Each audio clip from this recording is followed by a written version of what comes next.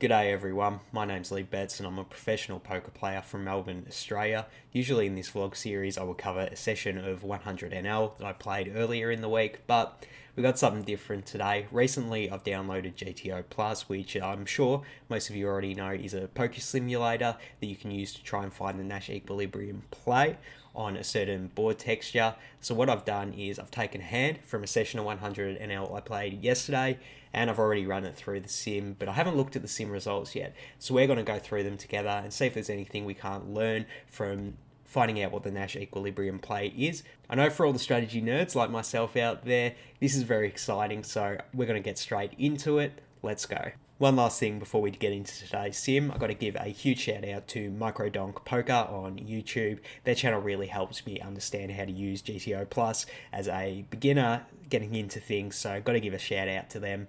Now let's get into the hand. So this is the hand we're going to be covering today. If you follow me over on Instagram, you will have already seen this hand. It was one of my interactive hand histories that I put in my story. Make sure you go follow me on Instagram at Lee Betts, because I put these interactive hand histories up on the regular. So make sure you follow me there and you'll get to see them before they come on the vlog.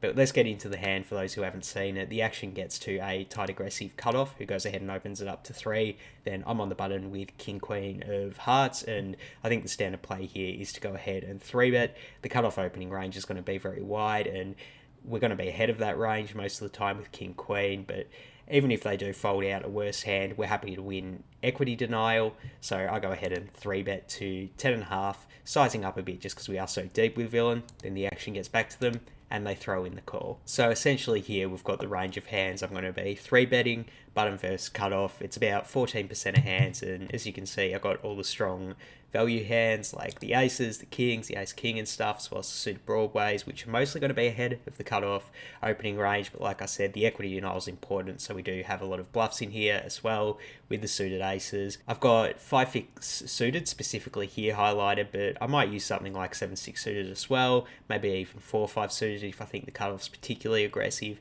just because you're going to benefit so much from that fold equity. So this is probably the range I would 3-bet, button versus cutoff, and over here we've got the range of hands the cutoff's going to call with.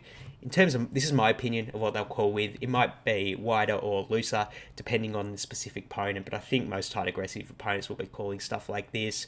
I've got some traps in here with queens, jacks and ace king, but as you can see with the little number that appears here, I only did that at about 25% frequency. That might be too low or too high. If you disagree, fair enough, let me know. And I haven't mixed in any traps with aces, kings, or ace, king suited, just because they're out of position. I don't think they're going to do that.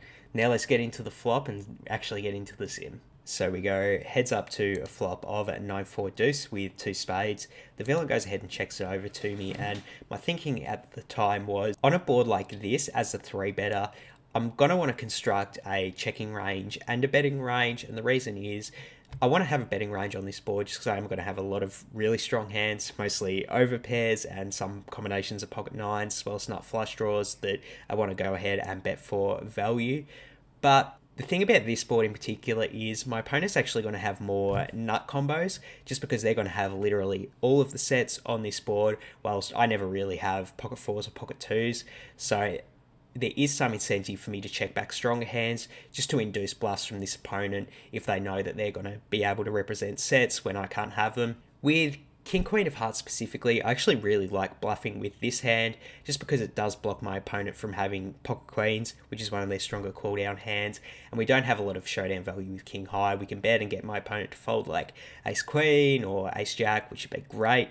So I decided to bluff with this hand and using a bigger size just because I am going to construct a betting and a checking range on this board. So I go ahead and bet 13, and then my opponent throws in the call. So that was my thinking process during the hand, but now let's check what the sim said and see if there's a difference. So we've got the cutoff strategy here, and I did actually give the cutoff an opportunity to have a leading range, and it actually takes the leading range 21% of the time, which I was already pretty surprised by. If you see here, we've got all of the purple hands that the sim likes leading, so it's definitely pretty interesting that it actually does lead a lot of these like pocket pair hands, I guess, for equity denial. So already learning things because they do have a bit of a leading range there sometimes, but we know in game they did check which is the option we're going to select today. Then the actions on my strategy as the button, what I should be doing. And I gave myself an option for a few different bet sizes, but as you can see here, the Sim's favorite bet by far is going about 13, which is a bit over the half size of the pot. So pretty spot on there in terms of my sizing. That is the correct one, but we're only betting 54% of the time, and it's with a lot of value hands. Like, we're always betting our sets. We're betting the majority of our over pairs, but like I said, you do want to mix in some checks sometimes. With King Queen suited in particular, we're mostly betting it. I'm pretty happy with my line from an equilibrium play. I did throw in the bet with the King Queen, and then the actions back on the cutoff. This is the cutoff strategy. All the green hands are going to be stuff that they're continuing to call with. And I actually found it pretty interesting that, like, pocket nines barely check raises. Same story with pocket fours. Pocket twos really does like check raising. So do the combo draws as well. So just keep in mind, if you are the cutoff in this spot, probably a good spot to mix in a lot of traps. And I assume it's to further induce bluffs from the opponent, or to let them keep betting off over pairs. So the opponent does throw in the call, and then we're going to be off to the turn, which is the 7 of hearts. Beautiful turn for us. We do make a backdoor flush draw. The opponent checks it over to us again, and intuitively, I feel like this hand specifically is definitely going to be a bet. We still block pocket queens. We have even more equity if we do get called by like pocket tens or a 9, and we're definitely happy to deny equity to flush draws as well. So if we are going to bet here, I think it should be a pretty large sizing. I went ahead and made it 32. I do think as a right play, I probably would use the same sizing with my over pairs, at least intuitively. I feel like that's what happens. We'll get into the sim and see what they say, but before we do that, we'll see what the opponent does. They do throw in the call. So we'll go see in terms of the sizing and the hand selections we want to use this sizing with, and then what my opponent's continuing on to the river with. So the turn's 7 of hearts, and we've got the cutoff strategy, and as you can see here, I gave it a few different bet sizing options as a lead, and it actually takes the 1/3 sizing 21% of the time, which I thought was pretty surprising.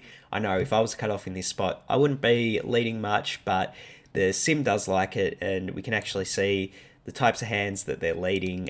Most of these are at a low frequency in all fairness, but you can see here, it really likes leading if you have a 7 in your hand, I guess because you turned a bunch of equity. So yeah, definitely consider leading with a 7 if you are the cutoff in this spot. We know the cutoff didn't lead in this spot. They went ahead and checked. Now we got my strategy as the button here, and with all the different bet sizing options I gave it, it definitely does prefer the about half pot bet sizing, which is what I ultimately did choose with my King Queen of hearts. And as you can see here, most of the King Queen combinations are betting for this side, but King Queen of hearts in specifically always going ahead and betting about half pot here, as are all of the over pairs in my range. Same story with all of my nut flush draws of both hearts and spades. So yeah, definitely prefers the half pot sizing or a check. The only strong hand it's checking is pocket tens. I guess that's to induce bluffs from my opponent on the river and call down. Most of the time it's betting a pretty strong linear range of hands. So I go ahead and bet 32. Then the actions on my opponent, and as you can see here, this is what my opponent responds with strategy-wise. They are calling with any ace-x that has a pair. So ace-2 and ace-4 are still calling to the river. I guess the sim likes defending wide as the cutoff, knowing that the button's going to have a wide bluffing range with so many flush draws. If you do see your opponents folding, like a ace-4 of clubs or an ace-2 of clubs on the turn here, continuing to bluff on the turn is a great strategy to exploit them as the button, which I think is pretty interesting that they are defending so wide. I wouldn't have guessed that that's how wide you're meant to defend, but there you go. And you can see here, they're still mixing between check raising and just calling with both pocket nines and pocket fours. Could be a good spot to just continue trapping if you are the cutoff, but if you're the button and you see your opponent check raise on the turn, intuitively, I feel like at 100nl, they're probably going to be always check raising pocket nines on the turn when they did slow play it on the flop, which means their calling range on the turn is going to be a bit unprotected. It's probably going to have a lot of more flush draws and top pair type hands, which if we're moving forward to thinking about the river, it might be a good spot to exploitatively mix in a bit of extra aggression and bluff 3 streets, just because I don't think your opponent's going to trap that often, particularly over 2 streets when the board is so wet. So that's an interesting thing I'm going to take away from this hand going forward, but we do know that the opponent called and then we were off to the river. So let's see the river. Banger river for us is the ace of hearts. We do make the literal nuts, and the opponent goes ahead and checks it over to me. And this straight in this decision is the reason I wanted to run a sim on it, because I was very confused in this spot. This is also why I put it up on Instagram. I was interested, what sizing would you bet here? Go ahead and let me know in the comments, because I'm really not sure. Part of me just wants to rip it all in because I have the nuts and because the SPR is like only a little bit over 1. So if we had a bluff here, I definitely would rip it all in. Hard to find a bluff for me on this run out, but if I did, I definitely would be ripping it all in, just because it's going to put so much pressure on my opponent. If they do have like pocket 10s or 10-9 suited, or, you know, pocket jacks, something like that, it's going to be really hard to call off when the ace gets there on the river. It's just kind of interesting, because I think going all in, we're going to get a lot of folds here, and we don't really want to fold when we have the nuts. So I consider maybe we should bet smaller, maybe bet like a quarter of the size of the pot, maybe about a third of the size of the pot. I wasn't really sure, so I really did want to run a sim, and that's what we've done. Let's get into the sim. So the river was the ace of hearts, and yet again I gave the cutoff an option to lead, and yet again 23.5% of the time the sim likes taking the lead option as the cutoff. So it's been pretty consistent between that 20% and 25% that the sim does take. So that's definitely an interesting thing to consider if you do place a cutoff in this spot. The sim does like leading sometimes, so if you notice a good spot for it, definitely consider leading out in these spots, because it does make sense at equilibrium to put pressure on your opponent. In terms of the hands that you would be leading with, it is taking like the nut flush and a few of the other flushes at like a smaller frequency, but the main ones it's leading with are the bluffs, 6-5 bluffs, which I guess had open-ended straight draws on the turn. Consider bluffing with a lead here, particularly to the small sizing, because you will be getting a good price, and I guess it just wants to fold the opponent off of like king queen of spades, for example, or something like that. So definitely consider if you play the cutoff. We know the cutoff didn't lead bluff in this spot. They went ahead and checked it over.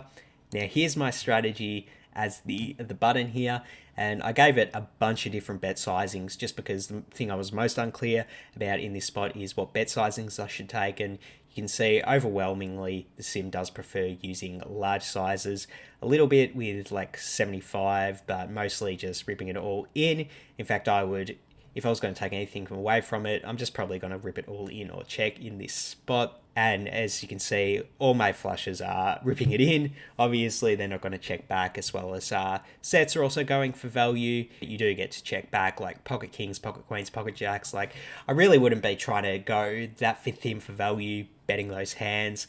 If I was, I would use a smaller sizing, but on this river, I'm just going to check it back, because the opponent could have a bunch of ace-x hands, and seems like the sim does agree with me. In terms of hands that we're betting as a bluff here, it does using like a lot of the offsuit king-queen combinations that we're going to 3-bet, the offsuit king-jack combinations, also the suited ones, to balance the number of combinations of value bets we're going to have on this river. You can see a lot of the ace-x hands that got there on the river are just going to play a check, and they're not going to go for thin value themselves, which in all honesty is a mistake I would have made. If I did have an ace-x hand, I would have used a smaller sizing, but the sim does not like that. They like going polarized on this river in particular, and when we do have the king queen of hearts, it's a slam dunk spot to rip it for value. Now let's get back to the hand and see if I did play it right. So my opponent checks it over to me on the river, and I had this decision, what bet sizing should I use? And I did agree with the sim, because I ripped it all in. Then the action was back on my opponent, and they did throw in the fold. So you can probably tell that a bit of my disconcernment with this hand came from the fact that my opponent did fold, but I think that's entirely results oriented, and I do think betting small here with this hand would be a mistake. I don't think there's going to be that much elasticity from my opponent from a third pot size bet and an all-in when the SPR is this low. I think the vast majority of the time my opponent's just going to have like pocket 10s or 10-9 suited, and they're going to fold even if I do bet a third, which does make it a good spot to bluff. But when we do have the nuts, the EV difference between getting an all-in bet paid and a third pot size bet is going to be really important. Like, either my opponent did slow play a set, or they did get there on the river with ace-9 suited, and they're going to call off. And they're going to call off if I bet a third or all-in those spots. So we're going to generate much more EV by shoving, trying to get it paid off with the nuts. And I think that's why the sim said the same thing too. Could be wrong. I think that's why the sim likes it, but that's definitely why I like it. So happy that I did rip it in there. Just unlucky that the opponent probably did have one of those weaker hands. So there you go. That was a sim on the hand. As you can see, I was playing pretty close to what the sim said. If I was to take anything away from this hand in particular, it would be, as a cutoff, you're going to have a pretty wide leading range, at least wider than I would have considered. So that's definitely something interesting that I'm going to consider playing out of position in these 3-bet pots moving forward. The other thing I'm going to take away from this sim is that it's probably a really good spot to triple barrel bluff people, just because they're not trapping with really strong hands like sets at the right frequency. Like, it's seldom will I just triple barrel into someone and they're just going to call with a set. And as you can see on board textures like this, the sim actually really likes doing that. So if you see an opponent check raise, I'm probably going to be more inclined to fold some of my stronger hands, and I'm going to continue to barrel off more often, just because I don't think their range is always going to be strong enough to call down. So those are going to be the two major takeaways from me from this sim. If you notice anything else yourself, hop in the comments below. Let me know what you thought about the sim, what you thought about my play. Do you disagree with me? Do you disagree with the sim? Hop in the comments. Let's get a constructive discourse going. Also, make sure you hit the thumbs up button on this vlog and hit the subscribe button. I'm going to be putting more of these sim type videos out if this one does turn out alright. We'll see how the reception is, but I really had a lot of fun making it and going through these sims. So if you agree, hop in the comments, let me know as well. Hit the subscribe button. For now, I'm out of here. Peace.